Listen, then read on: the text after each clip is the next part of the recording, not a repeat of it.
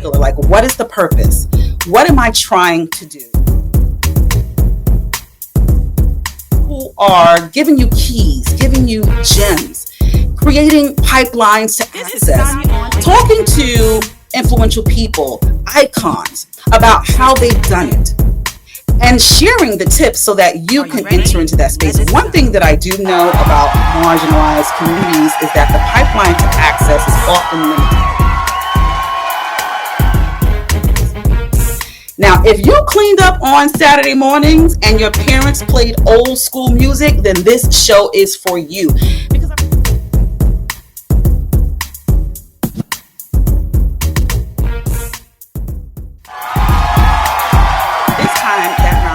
is just for you because you made it to another all new season of Sanya On-Air. I know before you say anything, I know I've been gone for a little bit, but I was protecting my peace by any means necessary. And sometimes you just have to be still. Sometimes you just have to be still. And I was still before I made this pivot, but I'm back with an all new celebrity interview. So before I tell you about today's guest, nothing's changed. Do a quick favor, subscribe. Make sure you subscribe to every Sanya On-Air streaming platform. Okay, so Sanya On-Air streams across just about every major platform. But if you're watching this on YouTube, make sure that you press the notification bell. That way, every time I upload an all new Sanya On-Air celebrity interview, you'll be the first ones to know. So during my time away, I had some time to think. I had to think about this platform in particular, like what is the purpose? What am I trying to do? There's so much salaciousness in the entire world, not just on the internet, but the entire world. And there's few people, I won't say there isn't anyone, but there's very few people who are giving you keys, giving you gems, creating pipelines to access, talking to influential people, icons about how they've done it, and sharing the tips so that you can enter into that space. One thing that I do know about marginalized communities is that the pipeline to access is often limited. It's so limited that sometimes it just seems non-existent. So this is what I want to do. While I have celebrities in my Sanya On-Air studios, I just want to talk about their pivotal moments. I want to talk about how they have benefited from pipelines of access or created pipelines of access themselves. So let me tell you about today's guest. But did you subscribe yet? Did you subscribe? Did you hit the notification bell? I got all day. I made y'all wait for a new show, so I got all day. Okay, today's guest. I'm excited. Let me tell you, this is a trip down memory lane just for me, and I'm sure other people watching this show. So if you're watching the show, who's this show for? This show is for the classy, sophisticated woman who might be a mother or she isn't, but she was born during a certain era of hip hop. Okay, won't say age, but she was born during a certain era of hip hop, certain era of music where we grew up listening to songs in the 50s, 60s, and 70s as we cleaned up on Saturdays. Now, if you cleaned up on Saturday mornings and your parents played old school music, then this show is for you because I'm reaching back to so many legends, so many icons across the entertainment industry, just to remind you all they're still here and we need to pay homage and also give them their flowers because this new generation of entertainers, of influencers, they really don't know their history, child. No, they don't. But Sanya On-Air is going to give it to them every time I have a celebrity interview. So now that you've subscribed, right? Okay, let me tell you about today's guest. Now, every Saturday morning when I was slaving, because my parents had me cleaning, okay, on my knees, hands and knees, just scrubbing. One thing, if you go to somebody's bathroom and if you look at the toilet, you know, the base of the toilet, if it's dirty, child, leave, run. Okay, I digress. Today's guest, Shirley Jones. How many of you are familiar with the Jones Girls? Me? Okay, if you forgot, because, you know, sometimes we forget. I know I'm at a certain age. Sometimes I may forget.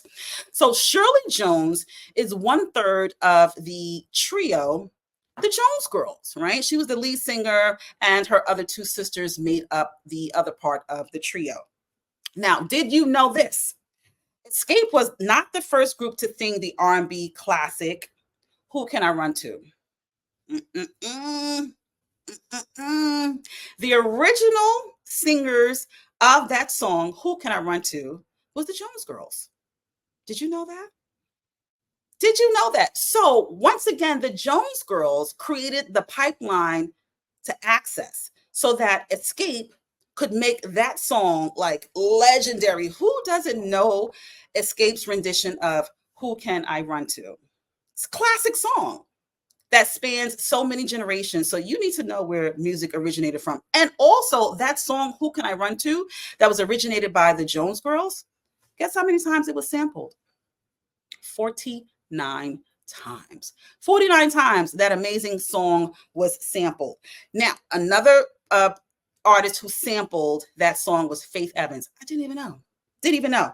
So, you know her song, I Don't Need It, from her Faith the First Lady album. Lately, I've been wondering, you're out here hugging the block, and I'm here alone again. That's the Jones Girls. The Jones Girls, the original song was called Nights Over Egypt.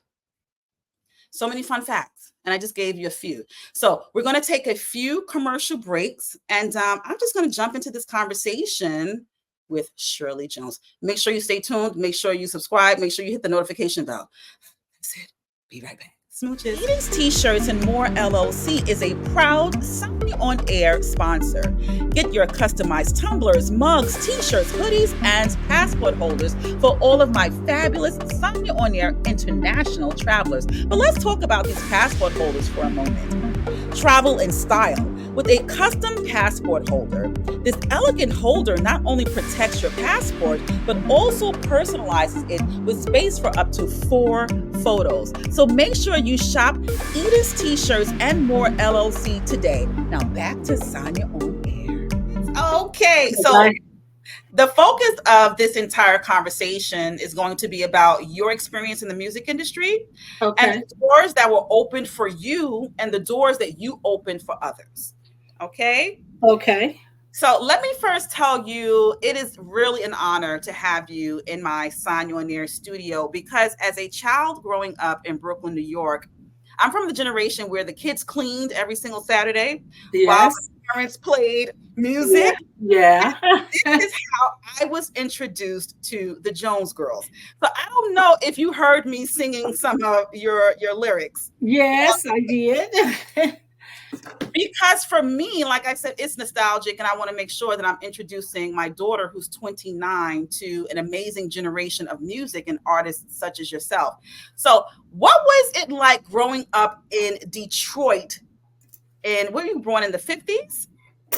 Yes, I was. I What was it like growing up in Detroit? grew up in the 60s. Okay. Uh, uh, it was great. I mean, it was Motown. So one of the things, I mean, you would see people like Marvin Gaye, we all kind of, and Smokey Robinson, you would see them, and my mom was a gospel singer. So we traveled around a lot with her. She was a very popular gospel singer. In fact, she was the first Black gospel singer that RCA Records signed. They signed her the same year, the same day that they signed Little Richard. This was before I was born. Wow. And so that had to be uh I guess early 50s, 1950, in the 50s. Mhm. So we were, and then with it being Motown, they had what was called the Motown Review Yeah. every Christmas.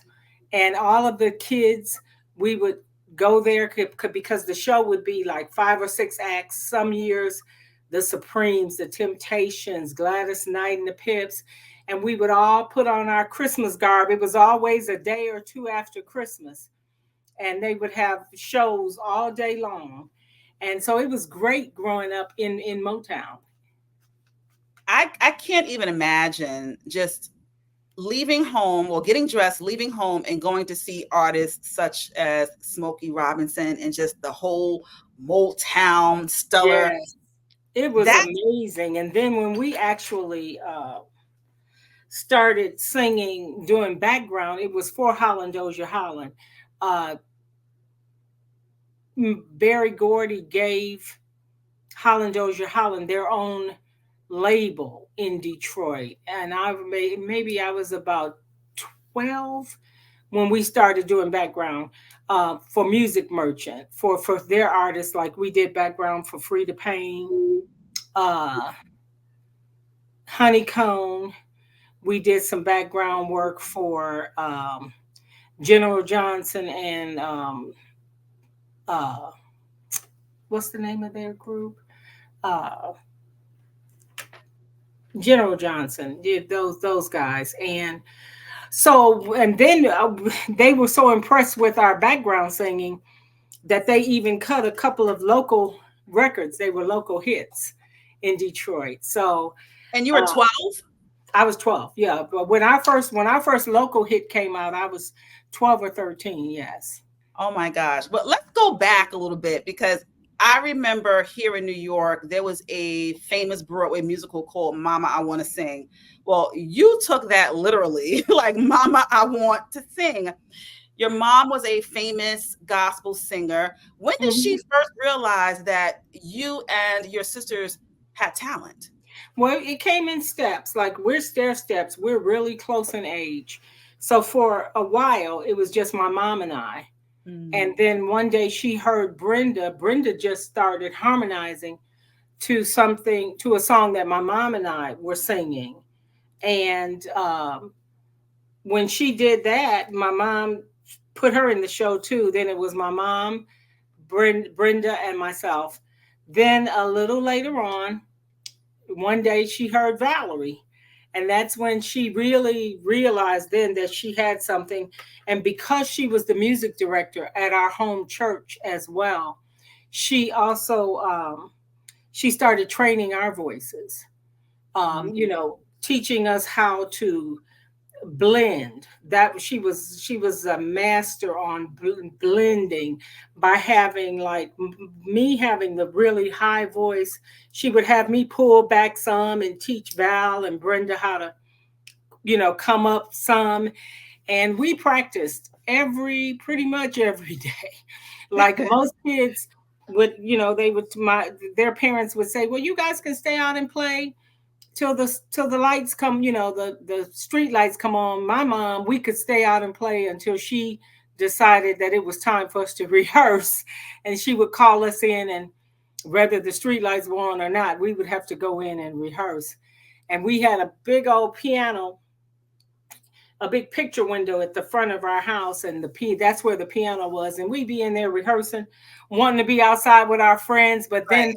but then song sounded so good that our friends would be gathering outside because they could hear us through the window. And so it was fun, and we got to the point where we enjoyed rehearsing with my mom, because we knew, that we kind of had something special because we were so young, and all these adults were wanting us to do background for them, Holland Dozier Holland, and we were like, okay, so we must have something going on. So that's how that all started. Wow, that's amazing. When people see such iconic artists such as yourself, they often wonder how did they get started. Your pipeline was created through your mother. She was already in the industry, introduced it to you and your sisters. You started off becoming background singers. Now, initially, when singers enter the music industry, maybe they want to be lead singers or have their own group. Were you and your sisters okay with being background singers?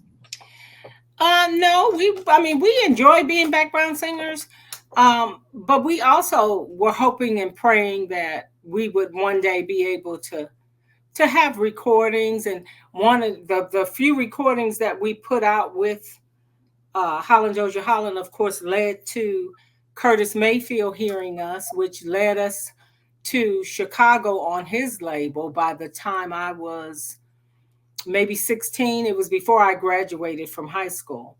and he recorded several records. In fact, there's an album out that's rare. I have a CD copy that someone gave me one time when I was over in Europe, called the Jones Girls, the early years, and that takes you all the way back to Music Merchant with Holland Dozier Holland and Curtis Mayfield. Wow. Yeah. Wow. That's such a robust life, and we're only at the age of 16. How did your peers treat you in high school? Did they treat you like this big time celebrity? Oh yeah, my mom. Once we had that first local record out, we no longer walked to school. She took us and picked us up because she was a nurse and she worked midnight, so she would take us and pick us up. And Val, in fact, in our unsung, a couple of our best friends who were Val's protector, because Val was always very, very shy, Mm. and consequently, a lot of girls would kind of bully her. They wouldn't bully Brenda or I because we were, kind of right up in there. You bully me, you better look out. But Val was, and a couple of girls always said they were in our unsung because they were her protectors, and they would tell those girls, hey, if you gonna, you got to come through me to get to Valerie. So uh that's the way we they handled that.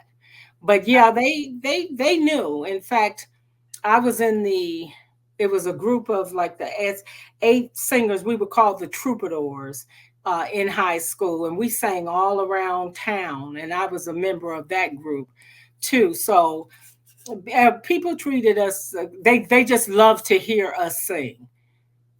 Wow, that is amazing. But I also read somewhere, you mentioned a few people that you sung background for, but you were also singing background for Diana Ross, Hmm. Aretha Franklin, and Yeah. Teddy Pendergrass. Hmm. What is your most memorable moment singing background with Diana Ross? Well, we did Diana Ross for 3 years. Uh, when Holland Dozier Holland and Motown moved to California, they would still fly us in uh, from Detroit because Valerie had not finished high school yet. I was in college. Brenda was in college, Wayne State University. So they still couldn't find any background singers out there in California where they moved. So they would fly us in during the summer and we would do recordings for different people. So one day, McKinley Jackson, who was kind of managing us at the time, uh, after we had finished a session, he said, Diana Ross is looking for some background singers. And you ladies, she's been turning everybody down. And we said, well, hey, we're from Detroit. So that should give us an in. And he said, okay, y'all want to try? And we said, yeah. So we we thought we were going up there to audition for her music director, a guy by the name of Gil Askey, and her road manager, a guy by the name of Don Peak. So we went up this hill, Laurel Canyon, all the way up to this big, beautiful house. And we started singing. We had practiced Ain't No Mountain High Enough because those were her hot songs back in Mhm, 76, I think. mhm. Those were the hot songs that she had out. And we ain't no mountain high enough and reach out and touch somebody's hand. So we were standing around the piano singing those songs that we had practiced. And we noticed that Gil and Don weren't saying anything. They were just kind of looking at each other with these smiles on their faces while we were singing. And then all of a sudden, down this long hallway comes Diana Ross, and we almost fell out. And the only words out of her mouth was, "You guys are terrific. Can you get passports? We're going to Europe." Wow. And we looked at each other. Brenda ran to the bathroom. She said she had to throw up because she couldn't believe that we were actually that was Diana Ross. I mean, if you have to remember when we were little girls, that's who we idolized: the Mhm, Supremes, Martha Reese, mhm. and the Vandellas. And every time we would see them on the Ed Sullivan Show, we would beg my mom, who was also a seamstress, to make us, can you make us those outfits? And she put us something together similar, she wasn't that good of a seamstress, but she did okay with, with putting stuff together for us. But Right. so that's how we got with her, and we're the only, or at least we were the first background singers for her. That after the European tour, she came to us, and she was getting ready to do her yearly residency at Vegas and then Reno, because they were doing residencies way back in the day. Diana Ross Mhm. did Vegas for 3 weeks every year for the 3 years that we were with her. And she came to us and she said, everybody's talking about you guys. And so what I'm going to do, because she was not with Motown at the time, I think that was when she had left and she was with Warner Brothers. She said, I want you guys to pick a song, choose a song, and I want you to learn it, and I want you to, I change clothes 5 6 times in my show. I want to introduce you to the world. And so Mm. we chose If I Ever Lose This Heaven, which was on Quincy Jones' album way back in the day.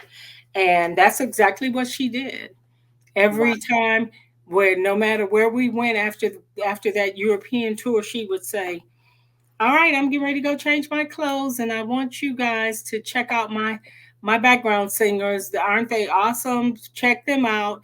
And then she said, girls, the ladies and gentlemen, the Jones sisters. She always called us the Jones sisters. Nice. Yeah. That's such an amazing story, but still so young. Who was protecting you? My mom was with us most of the time up until Val. When Val turned 18, McKinley Jackson, who was managing us and who I was also dating at that time, he was the producer and arranger for Holland Dozier Holland. So he protected us and he was out there with us. So, wait, I want to talk about that mixing business with pleasure. How was it like dating your manager, and was that a recipe for disaster? No, in fact, he's responsible for us getting with Diana Ross. He's responsible for getting us on all those background sessions with Aretha and Dionne Warwick and Norman Connors and Teddy Pendergrass and Helen Reddy and Cher. Well, I mean, we did background for an array of different people in the music industry. Uh, Mm. because at that time there were really only two groups, both family groups. Well, it was us and the Waters, and they're still very popular out there in California. Um, that people wanted. They wanted a certain sound. And then plus we created a lot of our backgrounds and they knew that too. So that's how McKinley was solely responsible for getting us all that work and getting us with Diana Ross. Nice. That you don't find that too often. You find, people saying don't mix the business with pleasure. I've heard so many groups fall apart because someone was dating the manager and there was some sort of preferential treatment to one singer. So I'm glad to hear that your story didn't turn out like the rest. But there was something else that you said about, you being a background singer and you were also in school. Why were you still in school when you were still like this big time celebrity at that point? Was it because education was very important in your household? Oh yeah, it was. In fact, even once we moved to California, I changed my credits to UCLA, um, for because education was always it's always very important, because my mom used to always tell us she was a reader, and I was a reader too. I just read everything. Um, that you have to learn, especially your history, and you need to be educated because you need to know the business, you need to know everything, and all of those things come from being educated and from reading and finding facts for yourself. That way you're not subject to uh, other people controlling your mind. Yeah, yeah. So let's talk about the money back then. Was the money enough to really take care of you, your sisters, and your family? Oh yeah, Diana paid very well, and Really?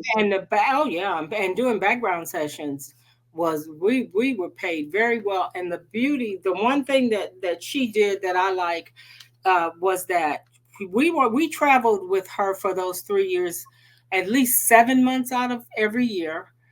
Oh, But during those other 5 months when she was not working, she did allow us to do background singing for other people because she mm, knew that during those 5 months, yes, she paid us extremely well, but during those 5 months when we weren't working, she knew that we still needed to make a living. So that's what she did allow us, and that's when we did really started singing background for a whole lot of other people like Aretha and everybody.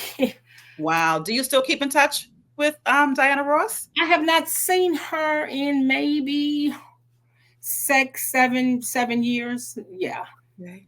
Okay. yeah, because since both of my sisters, passed, I haven't seen her. Got it. Got it. What was it like working with Aretha Franklin? Oh, Whew. well, we knew her because we had sang. My mom knew her dad, and we had sang at her dad's church as little girls. So Wow. yeah, because Aretha really, she and Kenny Gamble really were pushing for us to not only do the music. She did the Sparkle soundtrack, but she wanted us in the movie, and we auditioned to sing as well as be the actresses in there, but we did not get it. And she was quite upset about that. And the only reason why we're not singing background on that is because Kenny Gamble was quite upset and felt that it was light skin, dark, because we were browner sisters. That's the only reason why we couldn't get because we outsang all the girls, Irene, Cara, and all of them, and we were written the natural sisters. So Mm, he was upset when we didn't get the part, and they wanted us to still do the background, and he said no. wow.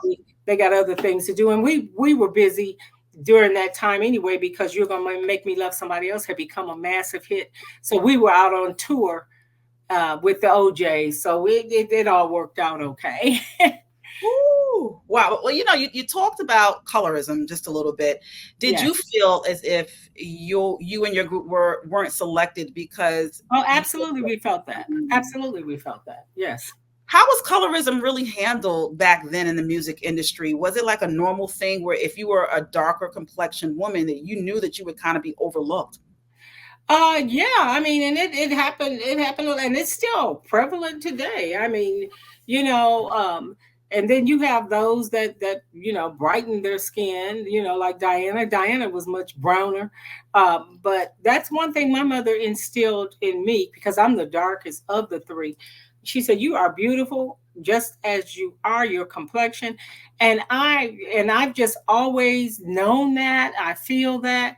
And one thing when different things happen because of colorism, I'm like, they can't outsing me. So that's one thing for sure. Well, So, right now. yeah. And then you mentioned music legend Kenny Gamble. Now he signed you to Philadelphia International Records. Talk about that. The day that you signed your first major record contract. Well, it was a blessing because we were at the Schubert Theater with Diana, and she had told us, she said, Gamble and Huff's going to be in the audience tonight, ladies. So, put an extra little thing on your song when I call you guys down. And of course we did, because at Mm, that time Philly International was the hottest label. They were hotter than Motown. mhm. It was the OJs and Billy Paul and the Stylistics and Teddy Pendergrass and Harold Melvin's Blue Notes and Gene Carn and Phyllis Hyman and Patti LaBelle. And we were like, when they came back to our dressing room after her show, and they asked us, they said, "Are you ladies signed with anybody? You guys are terrific." And we're Wow. like, no. And they said, well, would you like to be a part of Philly International? Because I believe 6 months earlier, they had just parted ways with the 3 degrees. Mm. So we were like, absolutely. So we went back home to California. We were all living in California at the time.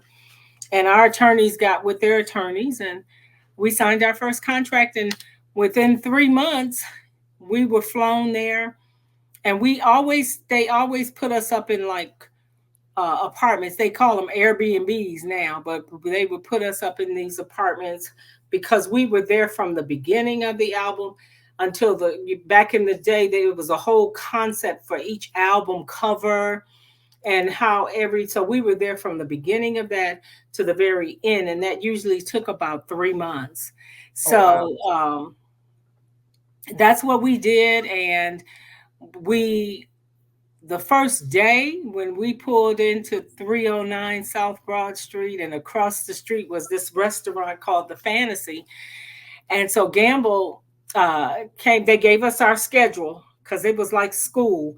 Every day we would get with this producer, Dexter Wanzel, then McFadden and Whitehead, and we would spend an hour or two every day with the different producers, and they were presenting songs.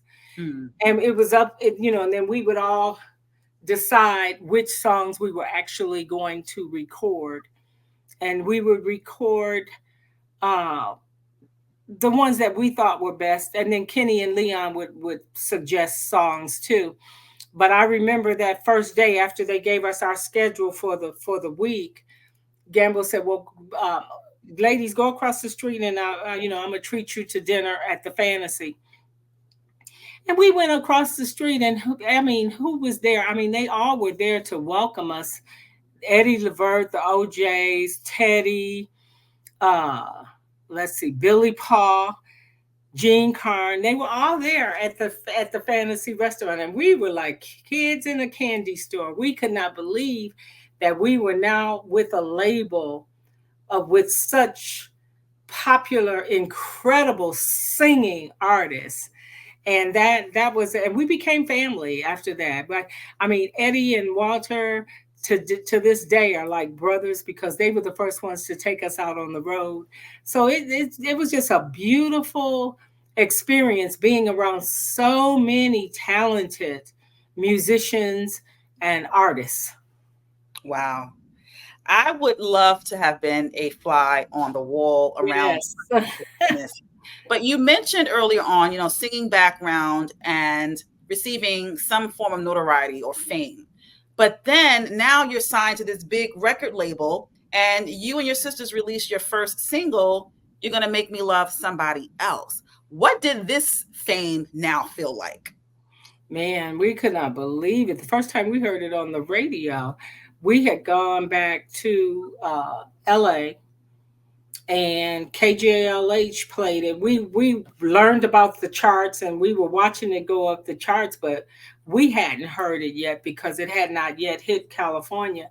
And I remember driving on the freeway, and they on KJLH, which is Stevie Wonder's station, the guy said, "Here's a new up and coming jam by a new group that used to be Diana Ross's background singers, the Jones Girls." And then I heard it, and I was like, "Oh my God!" I couldn't wait to get home and to tell Brenda and Valerie that I had heard it. And we didn't have cell phones back then, so I just had to speed on the freeway to get to get back to the apartment because we were all in the same apartment building. And I told him, I said, I heard the record today. And then it got to the point where we would turn the radio on every day to make sure we heard it, and have our friends call in to request it. So it was a great experience. That sounds like an amazing Yes. experience. How many albums did you and your sisters make with Philly International? Four. We did four with them. Four. Hmm. Four. And during that time that you were on that record label, were you happy? Oh yeah, absolutely. I mean, because Kenny and Leon, they were absolutely great. I mean, we came out the box with "You Gonna Make Me Love Somebody Else," and then also on that album was Who Can I Run To, which was the B-side. That was the B-side of You Gonna Make Me Love Somebody Else. Can And we then, pause? Let's yeah, pause for a second because people need to understand that because, people think that Xscape was the first group to right, sing Who Can I Run To? And right. no. It was the Jones girls. No, the Jones sisters. Let's Right. And I tell people every time in my show, because Who Can I Run To happens to be my favorite song by bar none, So I tell people in my show, and back in well when and I tell Escape, I've met the girls and they have said, we hope we did it justice. And I said, oh, you guys did a great job. I said, and then what you did, you brought a whole bunch of new fans back to us. Ours came out in 1979 because it was the B-side of You're Gonna Make Me Love Somebody Else. Hmm. So it consequently, with it being a B-side, it did not get as much airplay until Escape did it. And then Mm-hmm. that back in 1995, when they put it out, the disc jockeys, they were like, ah, they would play Escape's version and they would say, okay, for you young people, now this is 1995, telling the young people then, if this is not a new song, this song was done 16 years ago by the Jones Girls, and they would play our version, and then people would call in and say which version they like.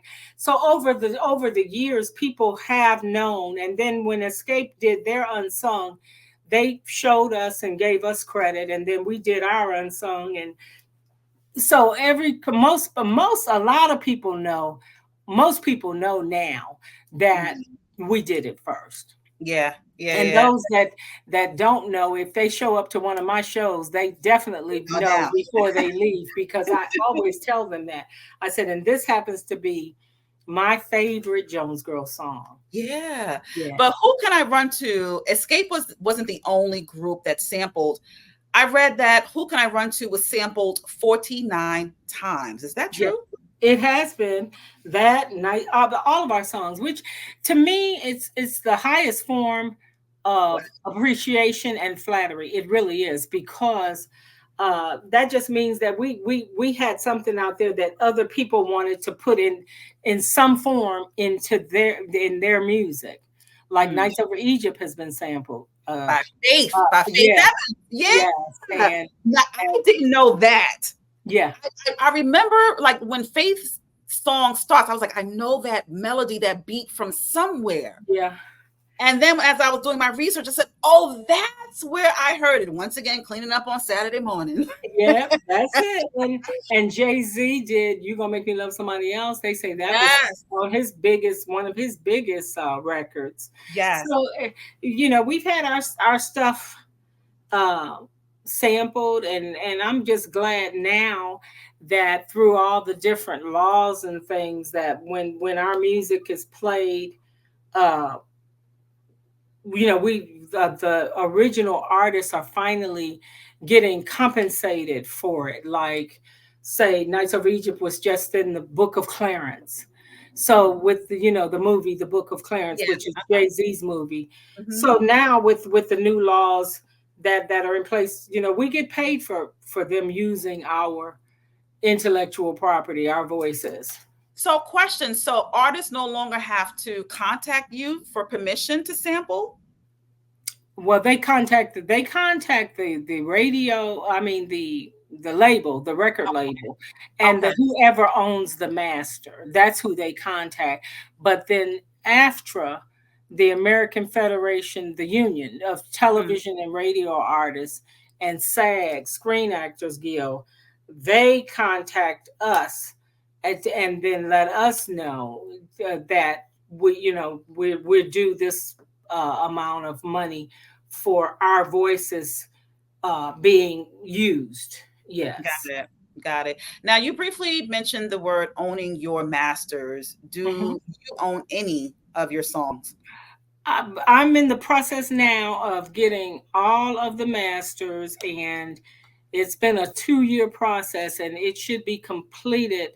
They said by the end of September, so I'm hoping to get that phone call next week. Yes. Mhm. Can you just briefly explain what is the importance of an artist owning their masters? Because then anytime anybody uses it, they have to come through you, and then you get paid for that. Then you really get paid money for the use of your recording. Mm. And there was another question I meant to ask you a few moments ago because we briefly talked about you and your sister signing to Philadelphia International. Did you ever think because you were from Detroit that Motown was going to sign you first? They were interested when we were little girls, but then they gave Holland Dozier Holland their label, and we signed to Music Got Merchant. it. Yeah, Got and then when we were singing with Diana, Barry Gordy was interested, but Diana was on the outs with Motown, and she says, "I don't want you guys going to Motown because they're it. not going to do anything with you." So that's why she had us learn a song, and she wanted to introduce us to other record labels, which it was a lot of them back then. Now it's not so much, because they're Mm, not signing. Everybody now has kind of like their own label because yeah. it's completely different than it was 40, 45 years ago. Well, I'm very pleased to hear that Diana Ross was so supportive Oh and yeah, yes. yeah, and strengthening your career and opening up rooms that you may not have been invited into. But I want to talk about mistakes or lessons learned because you mentioned that you had 4 albums with Philadelphia International, but then you decided to leave. Why? Well, our contract was up, and we weren't really happy with the success of the very last, the third album that we did with them, especially with that album having Nights Over Egypt on it. We felt that it should have gotten much more airplay than it did, and so we decided after that third album, we had an offer from RCA, and we wanted to try something different, and we weren't even sure that Gamble and them were going to re-sign us anyway. So we took the offer and went over there with Fonzie Thornton, who's Luther's best friend, and he was his co-partner, and Robert Wright, and they recorded, and the album was a really good album. But at that same time, an album that we had in the can that Kenny Burke had did a lot of the production on. Gamble and them released that. So, and that was the fourth album, and that album actually did better than the On Target album. Mm. So this is around like the 80s, correct? Yes, this was around 84, 85. Yes. Mhm. So now that you and your sisters are on RCA and the music isn't doing too well, RCA decided to drop the group. Uh yeah, but then the group as a whole, we were having a lot of internal problems too. What were they? And What were those yes, problems internally? internally, that's when a lot of infighting, us, and a lot of the alcoholism problem that eventually Valerie passed from, and then not too long ago, Brenda too. Those problems they started showing up. Brenda decided to get married. I decided to leave the group because I just had had enough at one point of babysitting and trying to perform too. And so we decided to just break up. Valerie wanted to experience college because she was the only one that never did. So she went back to Detroit with my mom, and uh, Brenda got married, and I continued to sing. I was singing background with other people, like uh, Howard Hewitt. We were doing background sessions. Lynn Davis, doing stuff for Shantae Moore, a lot of stuff for George Duke. So I was doing the backgrounds stuff singing. And then one day, Kenny had called me, and he asked me. He said, "Well, have you ever thought about doing a solo project?" And that's Mhm. when I went back to Philadelphia. I'm like, absolutely, I would love to. So that's how I became a soloist. Got it. But let's just backpedal a little bit and just talk about the pitfalls of the industry. Do you think that your sister engaged in alcohol because of the stress of the music industry, or do you think that she just has some own personal issues? Well, it's a combination of alcoholism ran in our family. Okay. My mom's baby sister uh, was, and it seemed like it was the babies in every generation in my family. So it ran in our family, and then too, um, yeah, back in the day, thank God, back in the day, it was a lot of drugs and alcohol. Yeah. Well, we just did the alcohol part of it, not the drug part. But I mean, they were both just as bad Yeah. because an alcoholic addiction is just as bad as Yeah. An drug addiction. addiction, An right? addiction. Yeah. Yeah. And Yeah. yes. So you started off as a background singer, then eventually you go to Philadelphia International. Hmm. Then you go to RCA, the group gets dropped, and then you return to background singing. Did you feel as if that was a step backward or like you were a failure for doing that? No, not at all, because I was singing, and that's all I've ever wanted to do was sing. I just love singing. Uh, so I was singing, and the reason why a lot of those people would contact me, because they were trying to get that similar sound, and even Brenda and Valerie and I, even though we had stopped singing as the Jones Girls, some people, we would still get together and do background for certain people that will call us, like Norman Connors, um, people of that sort. But I still always wanted to be out front. Mm. Well, So out front, you did an amazing job because that hit song, "Do You Get Enough?"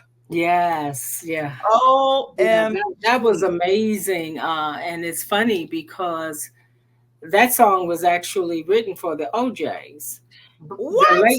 late great Bunny Siegler. I thank Eddie and Walter every time I see them or perform for turning that song down. I just happened to be walking down the hall at Philly International, because Gamble had brought me in, and we were just getting ready to start listening and picking songs for the album, and I happened to hear Bunny in there with this song, and I said, "Oh, I love this!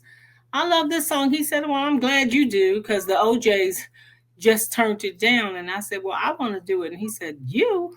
He said, "It was written for a man." I said, "I want to do that song." I said, "Do you get enough love?" I said, "Love is universal." And so he said, "Well, go. If Gamble says yes, then it's a fly in here." He said, "If Gamble says yes, then you can do it." So I went to Kenny, and I asked him, I said, "Kenny, I really want to do this song that the OJs just turned down." And he said, "You really want to do that song?" I said, "Yeah." He said, "All right, you and Bunny, go for it." Here's Uh-huh. my nephew now. He done came in. I Hey, that's my hey, that's my nephew PJ. That's Valerie's son. Yeah, Nice, yeah. nice, nice. But I always listen to that song on YouTube as I watch you perform it on Soul Train. Talk Yes. about the day you performed "Do You Get Enough Love" on Soul Train. Oh man, we had done Soul Train as the Jones Girls. We did Children of the Night and Dance Turn to Romance some years earlier. Mhm. But to be doing Soul Train when "Do You Get Enough Love" was the number one record in the country, Uh-huh. it was such a great experience. A little kind of bittersweet because I was so used to performing with my sisters. Uh, Mhm. so it was a little bittersweet, but it worked out. It worked out beautifully, and it was the first number one record because all of our songs had only gone to, I think You Gonna Make Me Love Somebody Else had gone to like number 3 or number 2, because back Mhm. in those days, the Michael Jackson, I think, was holding the number 1 spot, but to have my song, me, go to number 1 was a beautiful thing, and then it stayed there for a couple of weeks, so that was really, really nice. OMG. I'm just getting full off of all of your stories. Do you prefer being in a group or solo? Actually, I mean, it was because it was my sisters. I loved the group because I loved our harmonizing Yeah. together. Yeah. Uh, but I like being a soloist too. Now I'm a soloist, keeping the Jones Girls legacy alive. So I have some girls that have been with me for about 13 years that I trained, Oh, that oh, my background singers. Everybody talks about my background singers because they are awesome, and they keep that harmony going, so that I can do my lead thing, and keep people going down memory lane with all of our hits, from You're Gonna Make Me Love Somebody Else to I Just Love the Man to Dance Turn to Romance to Nights Over Egypt to Who Can I Run To. So and all of that's in my show. I tell people, I said, you can ready to go down memory lane, you know, yes. with the sounds and the songs of the Jones Girls. Can you do me a favor? It'll be an early birthday gift. My birthday isn't until July, but I want my gift now. Can you sing just one line of "Do You Get Enough," please? Do you get enough, get enough, get enough, get enough love? I wanna know, baby, do you? Yes. An early birthday gift. Oh my! Oh, yes. Shut down this computer. We can go home now. Okay. You just made my night. The Oh, next thing that I thank want you. to talk about, because Mhm. so many people are navigating loss. And we've mentioned your sisters a number of times. Like, we can't talk about the Jones Girls without talking about your two sisters. Right. Now that they've transitioned, what has death taught you? Death has really taught me to be more appreciative of life, because especially now, it is so many people are leaving here, and I miss my sisters, but it's so hard to explain to people. Every single show since they have passed, I feel them with me. I feel their energy, I feel their spirits, and I have not had one bad show Hmm. since they passed. And I always get with them and ask them to be there for me, and them and my mom. It's like I see them holding each other and watching me, and I feel that on stage, and that's why I say I have to keep going with keeping Yeah. this legacy alive, because I'm doing it for them as much as for myself. Yes, and you've successfully done that because in 2023 you released a reflection album Yeah. honoring your sisters. What Yes. was that process like? Was it therapeutic for you or was it triggering? It was both, Mhm. but it was more therapeutic. And in fact, the title track, PJ, who was just in here, he and I wrote that. He's an excellent producer. He and Cam, they're writing and doing. They've done several of our songs hip hop style, which has really brought us a whole new generation of friends and fans too. Mhm. So it was very therapeutic. It was something I had been wanting to do, and I picked and chose every single song, because it had something to do with some point in with my the life with my sisters. Got it. I'm loving to hear the stories of how everything is paying it forward and the pipeline to access. Your mom, you and your sisters, Diana Ross, Xscape, now your nephew. I Yeah. love to see people pay it forward. I work in education, and whenever I'm doing something for students, and they're just like, "Well, Miss Hudson, how can I repay you?" And I'm like, "You can repay me by paying it forward." Yes. Because especially in marginalized communities, sometimes the doorway is very, very narrow. Maybe one person can get in. And I do think that it's a responsibility for us to reach back and pull someone else up with us. So I'm glad to hear that your legacy has been continued. Oh yeah. And it's not stopping. Now No, with let's my son and my nephew, they're continuing it on. and And how I old is your son? but they both Val's son and my son, they both are 35. They're 4 months apart. Oh, They're oh, more like brothers than anything. nice. Yes. Nice, nice, nice. And they're already in the music industry and they're supporting you with Oh your music. yes, absolutely. Nice, nice. So, who do you listen to today's music? Who are you listening to? Oh my goodness, Legacy. I love I her. love Lettucey. Yes. Yes, and But with Lettucey, I don't think that she is getting the spotlight that she deserves. she is now because she's out there. She's doing great, and I listen to Kim. I like the this girl. What's her name? Jones. Her last name is Jones. Coco Jones. Coco Jones. I really Yeah. like her. Mhm. I listen to a lot of jazz too, so but I like some of the young, the young people. But I really listen a lot to a lot of European music artists too, because I Mm. go over to Europe a lot, so. Yeah, I heard that American artists are really, really appreciated and valued overseas. Absolutely. I'm headed over there in November and then again in May and then again in June of next year. Nice. Yeah. So I'm always over in Europe. See, I'm glad that you mentioned that because people would assume that, Shirley Jones is no longer working and she is just someone from the past. To know that you still have a very vibrant and active career, Oh that's yeah. just And I just did the Soul Train cruise, Capital City Jazz. And I'll be on quite a few tours next year. So I work quite a bit in the States and we'll be working a lot more next year on a couple of tours. I can't talk about it yet because the contracts haven't been signed, but we're going to be all over the States next year. I love it. I love it. So now that Yes. we briefly talked about this new era of music and the current artists that you're listening to, I just want to ask you a question related to current events.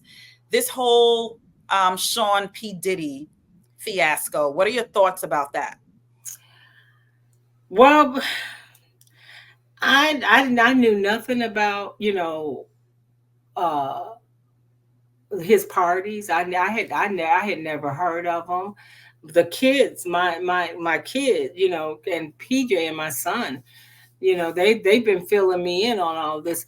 But I do know that coming out of an abusive marriage, to see him, I saw that video where he was kicking that woman like that.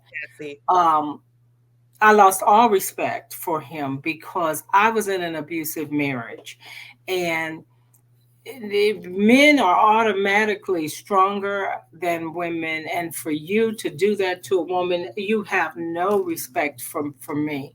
I never knew that much about him. He was nobody that I listened to or anything, because that's a whole different generation.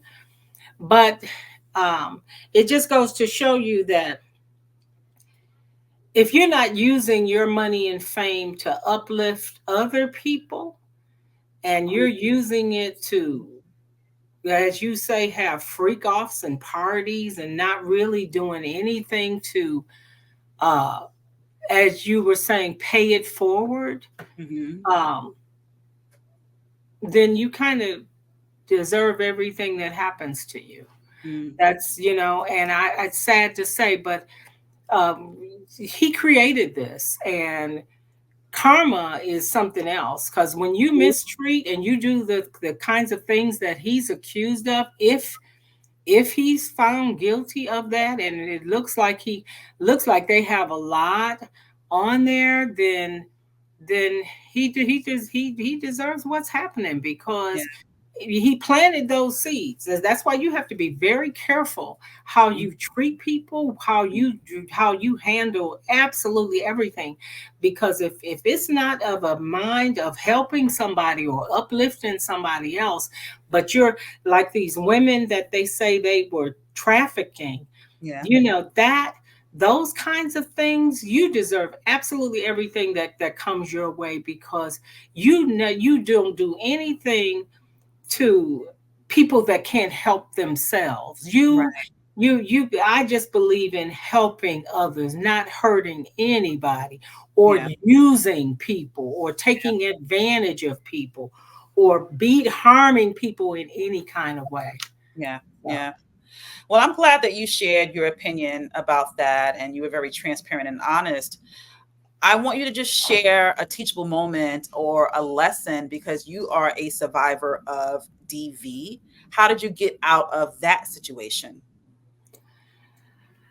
it took me a while, because I had my son, and he was like, "Mom, please stay in this marriage, stay," um, because he wanted to. He loved his dad. He loved me. Um, but I say to anybody, if it happens once, don't. And now I tell these women, hey, I was there. I should have left. I ended up, after 23 years of marriage.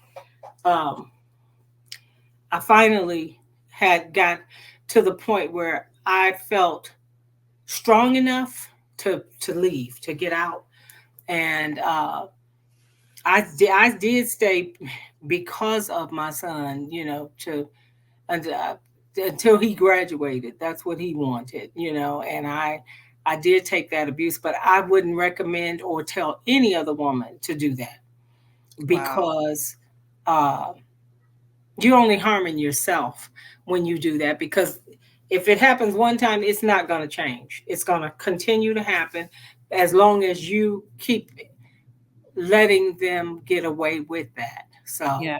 Yeah. that's one thing I will, and I tell women that, and I've given talks about that. Don't don't fall for the okey doke. I Yeah. did, and I'm telling you from experience, please don't fall for it, because it's not going to change. Well, thank you for sharing your opinion and your story. What advice do you have for emerging artists? Learn the business so you can make sure that you can, after all the fame and everything, that you still locked in, like, a lot of my livelihood is, of course, singing still now, but I still get royalties and things that have been set up from us knowing and learning about the business of music. Learn about the business, and it's a completely different business today than it was 40, 45 years ago.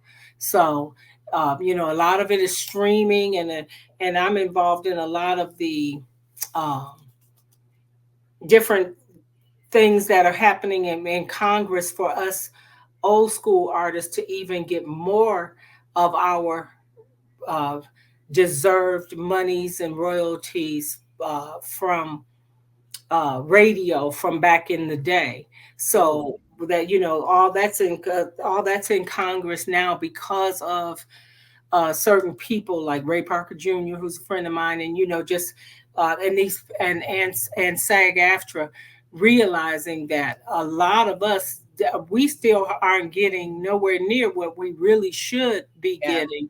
But there's a law in Congress now that hopefully should be. It's been there for about 7 or 8 years. The Senate has passed it. We're just waiting on the House now, where we're going to be getting money from back from the 70, from Good. 1970 up Good. through 1986, I believe, from Good. radio. Yeah, from Good. radio. Yes. Deserve every Yes. single penny. Every Yes. single. And I know that you're going to get it. Are you on social media? Yes. Shirley Jones Girl, Shirley Jones of the Jones Girls is Facebook and Instagram and Threads. And X is Jones Girl Shirley without the Y. And then my website is Shirley Jones Girl, no S.com. Wow, look at you on social media. I see Yes. you. Yes. All right, so I'm going to follow you on social media and I'm Uh, asking for a follow back. yes, absolutely. Please do. Okay. All Well, right. Miss Jones, thank you so much for such a robust conversation. You made this little girl, I'm actually 5 years old inside today. Oh, Thank you so much for making me happy. I even told my father, I'm like, Dad, guess who I'm having a conversation with today? well, So he was truly, truly happy for me as well. So thank you. and thank you, and to give your father my love.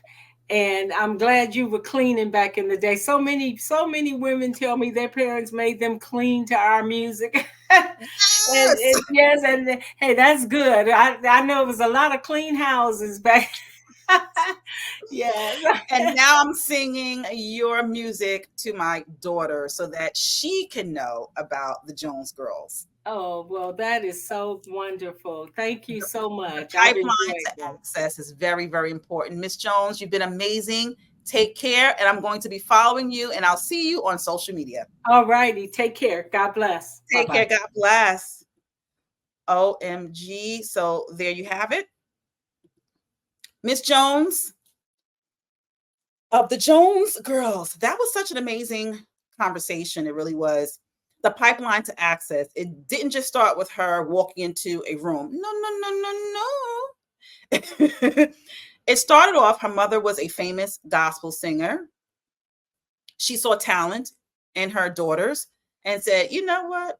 Y'all gonna come over here and sing background for me. We're gonna harmonize, we're gonna practice. You think you're going outside? You ain't going outside. You're gonna sit right in front of this piano and we're going to practice. Okay. So then they grow up, they're singing background for Diana Ross, Teddy Pendergrass, Aretha Franklin. So glad that she recanted some stories about Diana Ross. We don't really know too much about her personality. So to learn that Diana Ross was instrumental and so supportive, and these girls were 12 years old, 12 years old with voices like grown women. Okay, they get signed to a major record label. That doesn't work out. Eventually, Shirley Jones goes solo. Hit song. They've been on Soul Train. I don't know how many. Let me tell you something. Back in the day, you knew an artist was successful when you turned on Soul Train and they were the featured performer. Soul Train? Not once, but I think she said about 3 times she and her sisters were on Soul Train. Navigating loss. She lost both of her sisters and her mom. Pay it forward. She decided to remember them by continuing their legacy, by creating a reflection album. Now, her nephew and her son are also in the music industry, helping Miss Jones write music. The pipeline to access. So this is what I want to leave you all with. You know, I forgot to put this up there. let's do this real quick. My bad. I told you I've been going for a minute. Now I'm back with the jumper. Okay. One thing I want to leave you with is if you get into a room,